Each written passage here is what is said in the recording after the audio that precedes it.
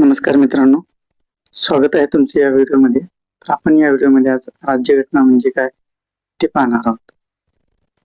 तर आपण हा व्हिडिओ यासाठी बनवत आहोत की आपण राज्यघटनेचा अर्थ लक्षात यासाठी घ्यायचा की भारतीय राज्यघटनेचा आपण अभ्यास करत असताना किंवा भारतीय राज्यघटना अभ्यासण्यापूर्वी राज्यघटना म्हणजे काय हे लक्षात घेणं गरजेचं ठरतं. ते यासाठी की राज्यघटना म्हणजे काय आपल्याला हेच जर समजलं नाही तर आपण भारतीय राज्यघटना कितीही वाचली किंवा त्यातल्या तरतुदी समजून घ्यायचा प्रयत्न केला तरी त्या आपल्याला समजायला अवघड जातात किंवा त्या उशिरा समजतील. त्यामुळे राज्यघटना म्हणजे काय हे आपण आज लक्षात घेऊया. तर राज्यघटना यालाच संविधान असं म्हणतात, यालाच इंग्रजीमध्ये कॉन्स्टिट्यूशन असं म्हणतात. राज्यघटना म्हणजे काय तर एखाद्या राज्यासाठी जो नियमांचा संच किंवा कायदे असतात त्याला घटना असं म्हणतात, त्याला राज्यघटना असं म्हणतात. संविधान म्हणजे काय तर राज्याचा सर्वोच्च कायदा म्हणजे संविधान म्हणजे सम्यक विधान, सर्वोच्च कायदा असा त्याचा अर्थ होतो. म्हणजे राज्याचा सर्वोच्च कायदा काय तर संविधान, राज्यघटना, कॉन्स्टिट्यूशन असं त्याचा शाब्दिक अर्थ आपल्याला लक्षात घेता येईल.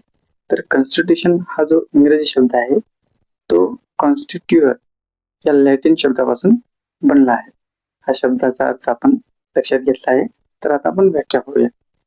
तर राज्यघटनेची ढोबळमानाने जी व्याख्या केली जाते ती अशी आहे की एखाद्या राज्याचा राज्यकारभार सुरळीत चालावा, राज्यात शांतता व सुव्यवस्था असावी यासाठी जो विशिष्ट नियमांचा किंवा कायद्यांचा संच असतो त्याच राज्यघटना असे म्हणतात. आता आपण व्याख्या लक्षात घेतली तर परत एकदा व्याख्येचा अर्थ आपण समजून घेऊया. तर एखाद्या राज्याचा राज्यकारभार सुरळीत चालावा आणि राज्यात शांतता व सुव्यवस्था असावी यासाठी नियमांचा किंवा कायद्यांचा संच म्हणजे राज्यघटना असं म्हटलं गेलेलं आहे. तर राज्यकारभार करत असताना राज्याचा शासन काय करतं तर ह्या नियमांचा आणि कायद्यांचा म्हणजे राज्यघटनेतील नियमांचा आणि कायद्यांचा आधार घेतो आणि राज्यकारभार करत असतो. राज्यामध्ये शांतता व सुव्यवस्था प्रस्थापित करण्याचा प्रयत्न करत असतो. सामाजिक नियम किंवा कायदे तयार करत असताना सामाजिक नियम किंवा कायदे तयार करत असताना शासनाला राज्यघटनेचा आधार घ्यावा लागतो किंवा शांतता सुव्यवस्था प्रस्थापित करण्यासाठी जे नियम कायदे जसे की भारतीय न्याय संहिता आहे किंवा इंडियन पिनल कोड IPC आहे यांसारखे नियम तयार करत असताना राज्यघटनेचाच आढावा घ्यावा लागतो असं आपल्याला या व्याख्येवरून लक्षात येतं. आता आपण व्याख्या लक्षात घेतली. आता आपण राज्यघटनेचे वैशिष्ट्य किंवा राज्यघटनेचा उद्देश काय किंवा स्वरूप काय हे लक्षात घेण्याचा प्रयत्न करू. काही तत्व आपण लिहिलेले आहेत बोर्डावरती. तर त्यामध्ये पहिलं तत्व जे आहे राज्याचा सर्वोच्च व मूलभूत कायदा म्हणजे राज्यघटना असते. तर असं काय तर राज्याचा राज्यकारभार करत असताना शासनाला राज्यघटनेनुसारच कारभार करावा लागतो. राज्यघटनेला लावून किंवा राज्यघटनेशी विसंगत असे कोणतेही निर्णय, आदेश किंवा कायदे राज्य शासनाला करता येत नाही. तसं जर राज्य शासनाने केलं तर न्यायालय काय करतं, न्यायालयीन पुनर्विलोकन काय म्हणतं की जर शासन किंवा राज्य संस्था जर राज्यघटनेशी विसंगत कायदे करत असतील तर त्याला बाद ठरवण्याचा किंवा रद्दबातल करण्याचा अधिकार न्यायालयाला आहे. तर न्यायालय तसं करतं.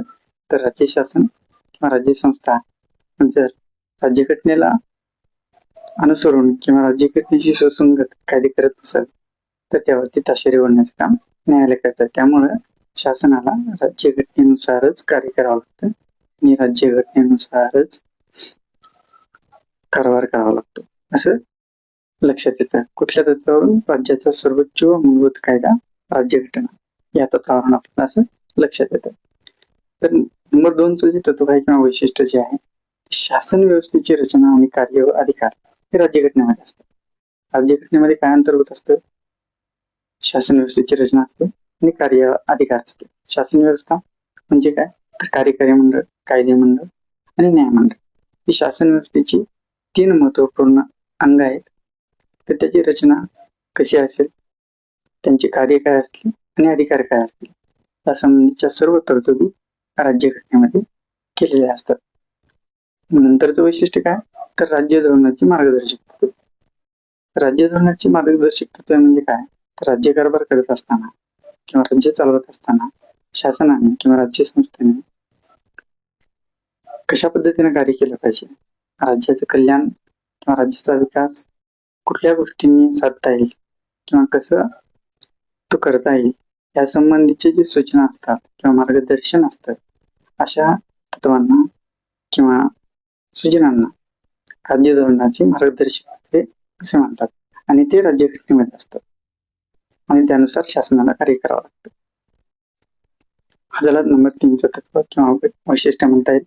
तर नंबर 4चं तत्व किंवा वैशिष्ट्य काय, तर नागरिकांचे मूलभूत अधिकार, हक्क, कर्तव्य.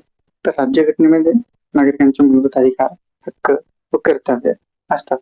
नागरिकांचे मूलभूत अधिकार म्हणजे काय, तर जे केवळ राज्यघटनेमध्येच तरतूद असतात. नागरिकांचे हक्क, जे नागरिकांचे हक्क किंवा नागरिकांचे अधिकार केवळ राज्यघटनेमध्येच असतात, एका विशिष्ट भागामध्ये असतात. समाजावी एका विशिष्ट भागामध्ये राज्यघटनेमध्ये त्याची तरतूद केलेली असते, त्यांना नागरिकांचे मूलभूत अधिकार असं म्हणतात.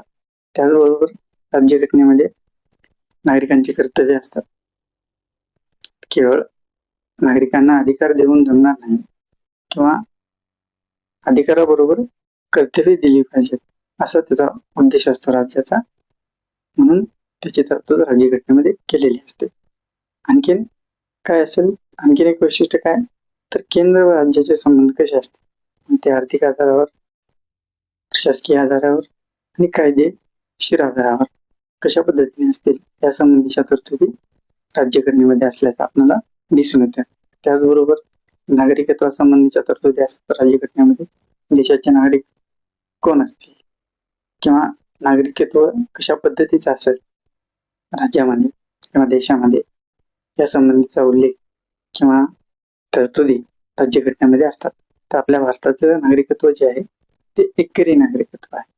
तर अमेरिकेच्या राज्यघटनेप्रमाणे किंवा अमेरिकेप्रमाणे तिथल्या नागरिकांना जसं दुहेरी नागरिकत्व आहे, एक संघाचं किंवा केंद्राचं नागरिकत्व, एक राज्याचं नागरिकत्व, त्याप्रमाणे भारतामध्ये देण्यात आलेलं नाही. भारतामध्ये एकरी नागरिकत्व आहे. सांगण्याचं तात्पर्य एवढंच किंवा उद्देश एवढाच की नागरिकत्व एकरी किंवा दुहेरी असू शकतं. तर राज्यघटनेचा आपण अर्थ लक्षात घेतला, त्याचं म्हणजे वैशिष्ट्य काय असतात किंवा राज्यघटनेमध्ये नेमक्या काय असतं हे आपण पाहिलं. त्याचबरोबर आपण आता हे पाहू की जगातील राज्यघटना कोणकोणत्या आहे किंवा जगात पहिल्यांदा कुठल्या देशाची राज्यघटना किंवा राज्याची राज्यघटना अस्तित्वात आली, याबद्दल आपण माहिती पाहूया.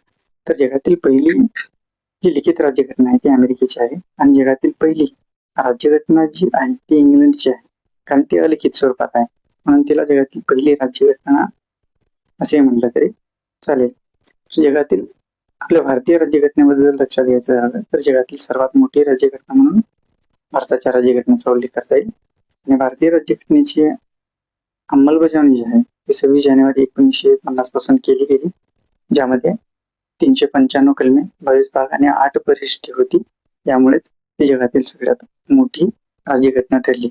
अमेरिकेच्या राज्यघटनेमध्ये केवळ 7 कलमे आहेत. तर याच्या तुलनेवरून आपल्याला असं लक्षात येईल की भारताची राज्यघटना जी आहे ती सगळ्यात मोठी राज्यघटना आहे. सध्या भारतीय राज्यघटनेमध्ये 448 कलमे, 25 भाग आणि 12 परिशिष्टांचा समावेश आहे. धन्यवाद मित्रांनो. जर तुम्हाला हा व्हिडिओ आवडला तर तुम्ही नक्की लाईक, शेअर करा. धन्यवाद.